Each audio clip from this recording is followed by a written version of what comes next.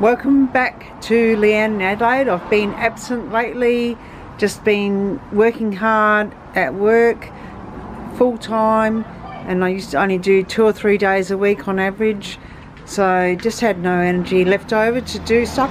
And there wasn't much going on in the garden because the winter was a bit dry and the spring that we had was very ordinary, like not very warm at all until only just recently. So going to give you a tour around the garden. So this is the noisy part of the garden. I'll come back to this later. Let's go back to the main part of the garden out the back, and I'll do a tour and just give you an update on what's happening around.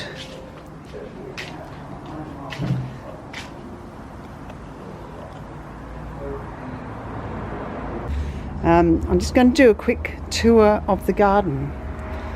So we're in late spring now, so things are starting to grow. Not much in the way of flowers from the cannas yet, but they're looking a lot healthier. A lot of them died down or looked really ratty. And you can see I've cut this one back. This is a creeper. It's growing up there. I've still got pots everywhere. I'm going to tidy this place up eventually. String of beans is looking quite healthy there. You can see it coming over the side of the pot. I cut these moses back. So here's an example of one in a pot that's how it looked. But the moses in front of the water feature looked really straggly. So I've cut them right back and they're just starting to come good. You can see some new growth coming through in various areas there. This is our elephant ears. This is Leanne's garden project's #1. We transplanted that into the back garden and that's growing quite well. Now what's happened now, it's chucked out a couple of flowers, which are the really weird looking, sort of look a little bit like a green peace lily type effect. That's one, and there's another one, and that's already done its main flowering, and it's going to produce some sort of seed head. But that is going to die, that particular plant. But what it's doing now, you can see some pups down the side there, and they're actually going okay. I think there's about 2 or 3 there. I'm not sure how many. They've all got separate root systems, but I'd say there'd be at least 2 separate root systems. You've got what looks to be one there, possibly another 1 or 2 there, and then you've got this plant over here. Yep.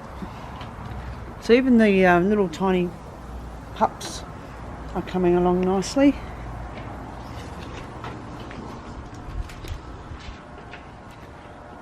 Now some of the areas here are in sun, so we're not going to get very good exposure here. So these in front, right in front, is a Chinese fan palm, and that was one of our most recent garden projects. We planted that and some other palms that we got from a palm plantation in Cavan. So that's in the northern suburbs of Adelaide. There's the other elephant ears that was part of that project, which is the little tiny one that we planted at the same time, transplanted out of the container in the balcony. So you can see cordylines are going okay. I'm hoping they're going to get enough shade. We pulled out the banana palm. That's the most dramatic change to the garden, and that area looks quite devoid of stuff now because of how big that banana palm was, so dominating. It was massive, but that was dying too, and we thought we won't wait. We'll just plant something now while we've got the warm weather. So in its place, we put in this bird of paradise. The picture's not that great, so it's right in between the line of shadow. But in the middle, you can see new growth. So that's settled in nicely. Now I'm going to start pumping it full of fertiliser and water and get it growing nice and quick. So it'll have a similar effect large leaves and get quite tall. So just not as tall as that banana palm was. And we've got some nice flowers just finishing off. They were looking fantastic a couple of weeks ago. And so that's the first canna to flower. It's called Marie Nagel. It's always the first one to flower. Others are still, doing their growing. They haven't even got close to flowering. Really happy with how this palm's going, the bungalow palm. The height is really starting to show above other plants, and it'll look really great when, even from the back kitchen window area, we'll be able to look and see the palm fronds above the other plants in the area. That's the tallest one, and we've got, you can see new growth on the bamboo palm, and that hasn't fully opened up, so that will look great when that does. We didn't water enough in winter, thinking that we don't have to worry about winter in Adelaide because it always rains a fair amount, but this is a dry winter, and look at some of that dry stuff down below, so that will eventually shed, or we'll just cut some of it off. So we want some nice green growth, like you can see up there. I've got some new growth on the hibiscus. That seems to like the warmer weather we're having now. The tiger grass looks a bit yellow and a bit ordinary it still hasn't really recovered from the winter cold. What has recovered, if another garden project where we had all those caterpillars eating particular plants, and especially these ipomoeas, they're just coming back now, and they'll start spreading everywhere, and I'll break pieces off and throw them in the ground and get them covering air. But you can see that that's really starting to recover, and they're looking okay. This bird bath, we're still not sure what to do with it. We put water in it, the birds don't like, doesn't matter where we put it in the garden, it's just our aspect where birds don't really feel that safe, because you've got the high walls to kind of get into the garden, and certainly small birds don't seem to want to use it that much at all, if at all. And no matter where we put it, it doesn't seem to make much difference. I've just left it empty because I don't see the point in having something that we're not going to use. So we're looking to convert that into possibly have it some sort of training plant, but I have to work out how to drill holes in the bottom of that, and that's going to be John's job. And here we've got some white Christmas lilies, and they've got a few flower heads on them. This one was so tall, it started flopping over, couldn't carry its own weight, so I had to stake it up, which is not ideal, looks a bit ugly, but anyhow. So yeah, should have a reasonable display this year. They're only their second year, they'll get more flowers each year. You can see there's a few buds on each one. And across here, one of the fairly recent garden projects that I'll be posting up sometime in the near future is the garden project where we transplanted the ficus Benjamin plants, the 3 of them, from smaller pots into the larger pots. So and it's just starting to grow again. Like it sort of had a transplant shock and really suffered for a while, but it's just getting some new growth now. So they still look a bit scrawny, but definitely a lot better than they looked a few months ago when we transplanted. And I like my little donkey's tail plant hanging up in there. And I've just protected the branch that it's on with a bit of sticky tape. Just good old sticky tape, just so that the metal thing doesn't cut into the bark too much. But eventually, when this ficus Benjamin grows a lot, you won't even have room to have that little hanging plant there. And since I last posted, we've got herbs planted in our self-watering pots. At the moment they're not getting any sun, but they certainly will later in the day. And that's basil in the first pot there, and and the second pot's all parsley, curly leaf.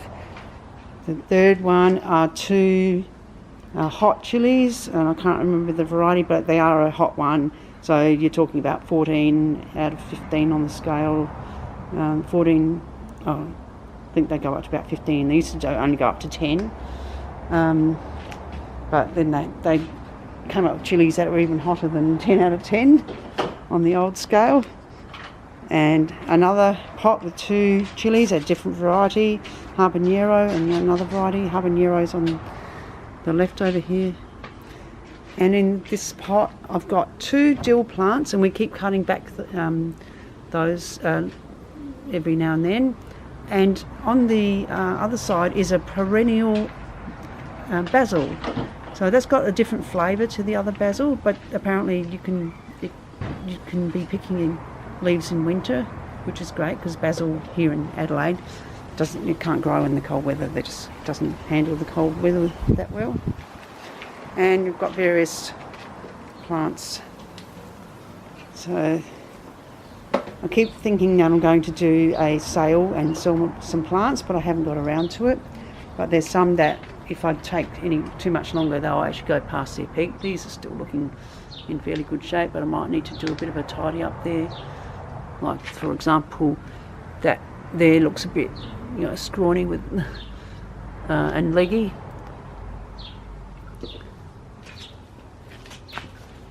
And my propagation, I'll just show you some propagation I've been doing, trying to propagate some of these stringer beans.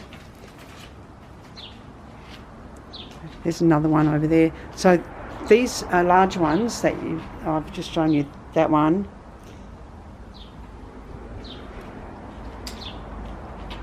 This plant here, and that one on the little stand.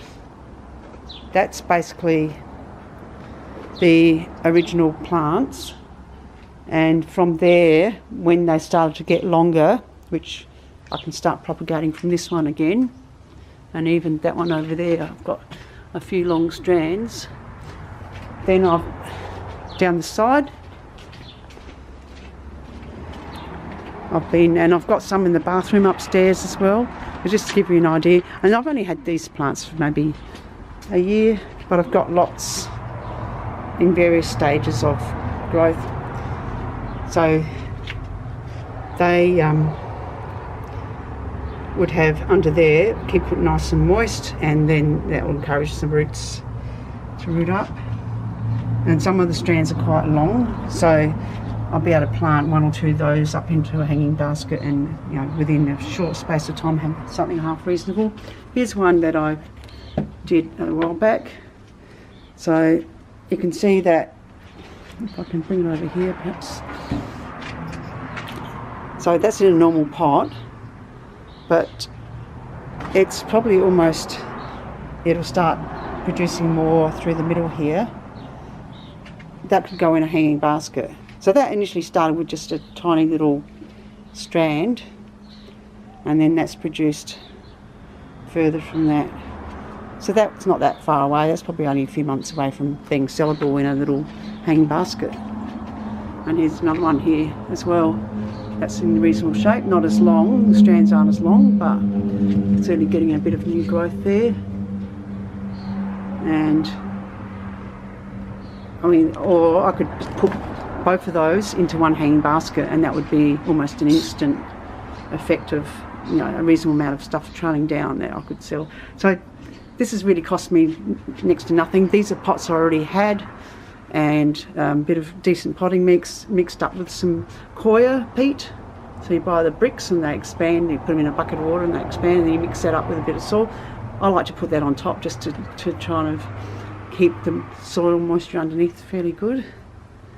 And I don't overwater these, so I let them dry out before, not absolutely bone dry, but pretty dry, before I then water over the top. So these were watered this morning, that's why they look quite moist still. And I've got heaps of these gasterias, and again I've put some in the front garden, and some of these I've potted up, and they're looking a bit healthier now. They're looking fairly brown, And this one's even popping out a little flower stalk. So again, you know, I've got plans to sell down the track, but just haven't got my act together. And I tend to just forget about some stuff, and that I sometimes will lose. You can see that there's some with little tiny growths there that will eventually become plants, but some of these are slow growing. You're talking about a year before they're going to be even remotely sellable. See, that one's been under the, I just put it up one shelf higher. That was down the lower shelf. Not much going on there. You can see a couple sort of single stringer bean leaves, and they're creating little babies. But I've neglected these a fair bit, so sometimes they've just dried out completely before I've remembered to do anything with them. And this has been a bit of a disaster, this lot here. I think it's either too wet or too dry, and I've let it go to the extremes. These were out in the sun a while back and almost completely burnt. So yeah, I've still got a bit to learn and be more consistent with how I treat my propagation stuff. I've got, these three plants here are Gosmanias. They're all an offset from a plant that I bought, you know, with nice flower on it, and I just piled up the 3 pups when it died. So that's nearly, these are like getting on for well over 18 months, and they're not looking like they're about to throw out a flower. So I wouldn't do this one again. Our weather's too cold as well for a lot of the year, so it just sits there and sulks. I probably should have had them inside during winter, but I didn't. That one I've grown, that's a rubber plant, and that's one of those new varieties with the variegations. That one I've grown from a small plant. And if I come inside, I'll show you the size plant, roughly what it was when I first got it. And I got 2 of those. One of them I've actually put inside now in a self-watering pot inside another pot. If that makes sense. And that's this one here. Now, even with this area, you know, that's a fridge there. There's our pantry, but there's a junk room at the moment. That plant looks a bit insignificant there, but eventually that will get quite tall, as rubber plants do.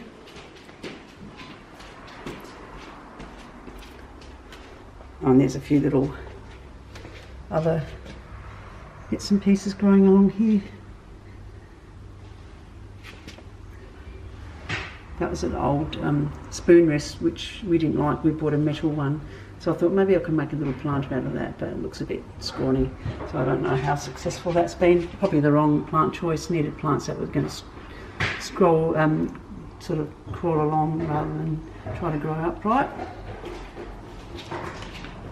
So basically the size of those 2 rubber plants of the variegation, they start off around about this big, actually a bit smaller. This plant's grown since I've put it in here.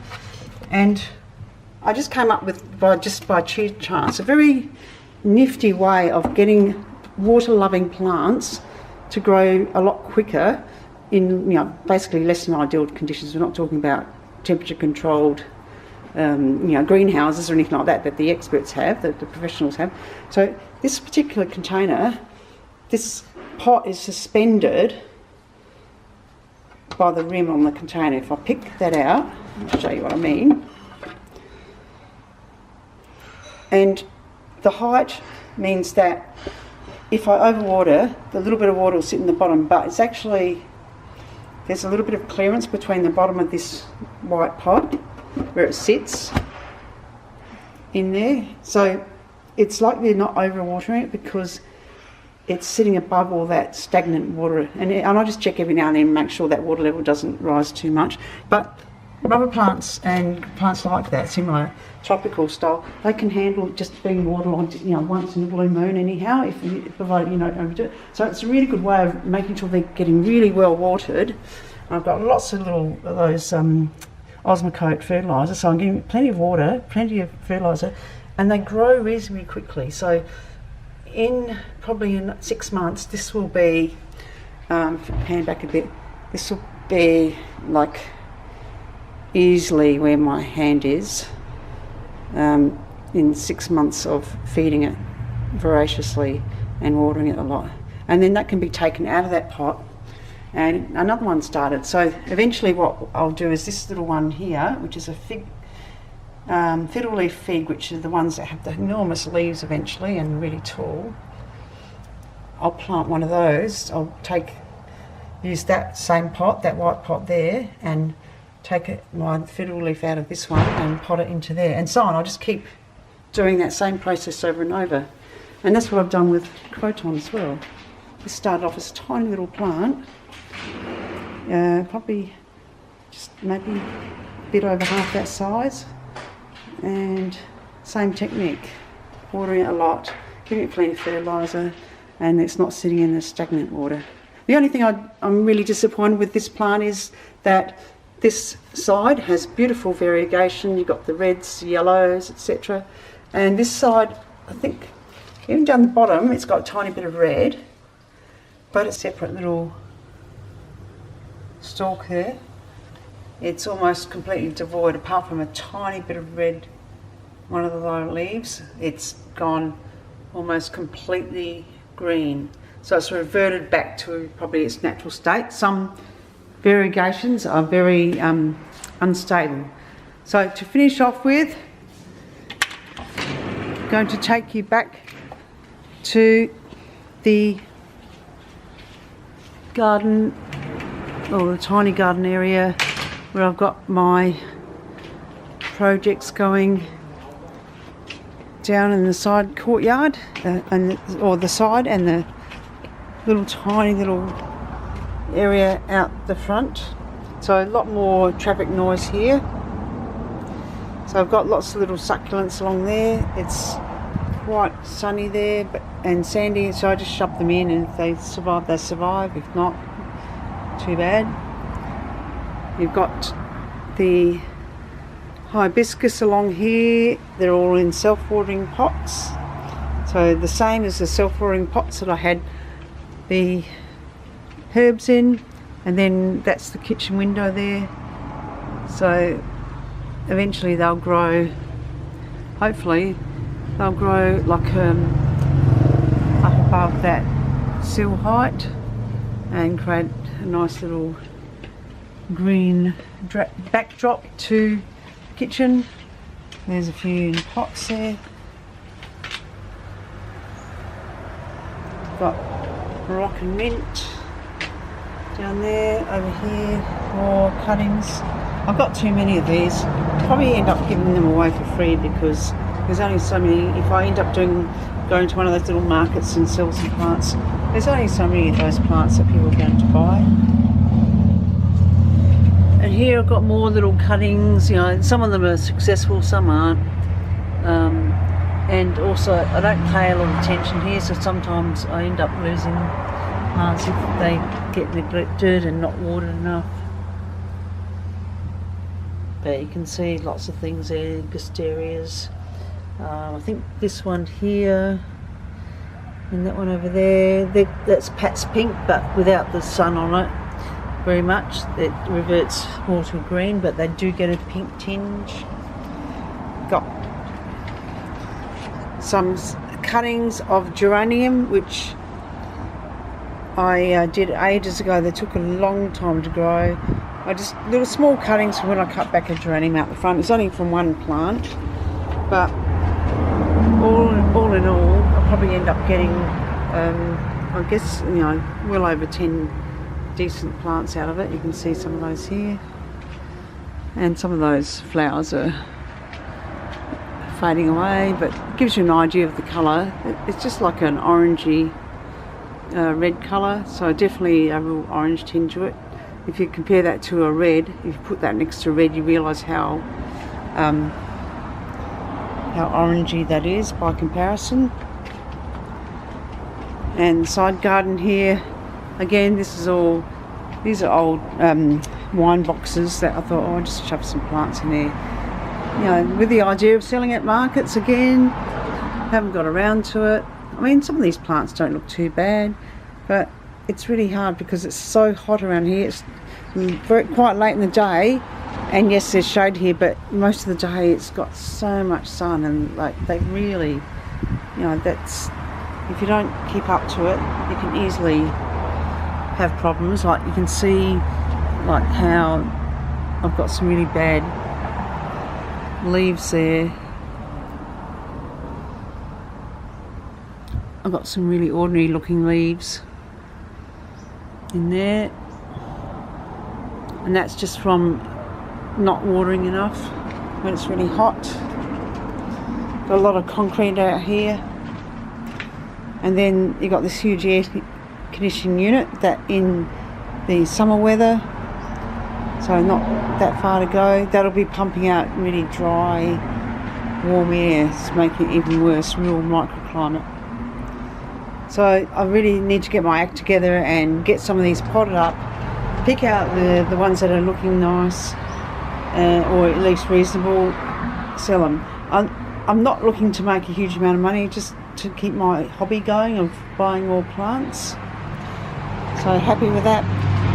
These plants, I nearly let them die. I've moved them over here where they get a bit more sun. They still, shade, I mean. They get sun early in the day, but later in the day they won't. And they nearly died, so I had to pop them in some trays and some water. So Moroccan mint, from memory, that was on this side here, and not what we call normal mint, your common garden mint over this side. And then finally, see, you can see more little succulent plants which probably need to be potted up. They're actually big enough. And herb garden, and this early in the day had plenty of sun. So we've got tarragon, which is French tarragon. There's French tarragon and there's Russian tarragon.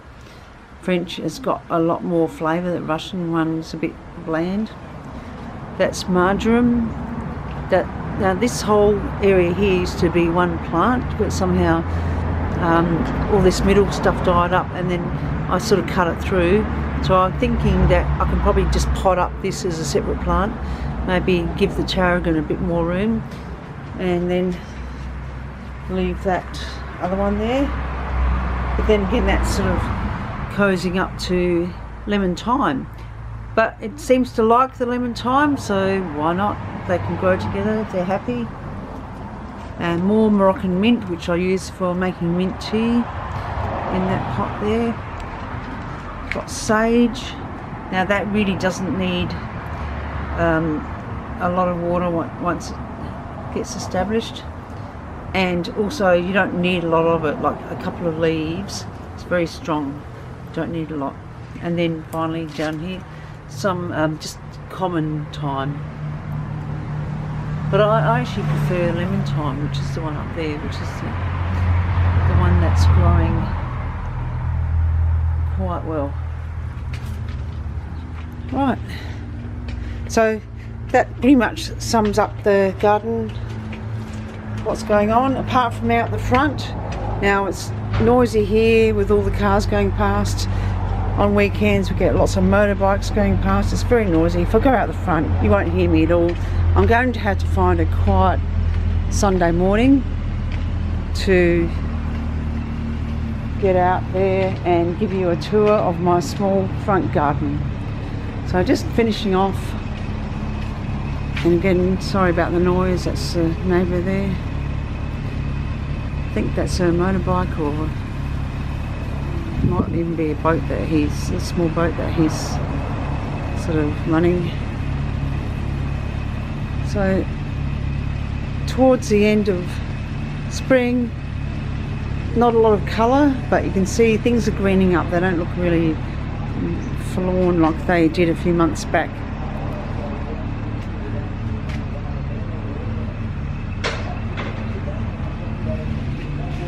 And a quick little run through just to give you a bit of perspective. So a little bit jungly looking,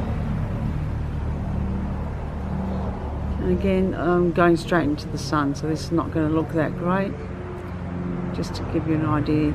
So I'm really looking forward to some colour coming up from the cannas, and these creepers like the lime green one and the purple one going mad and adding some colour to the garden.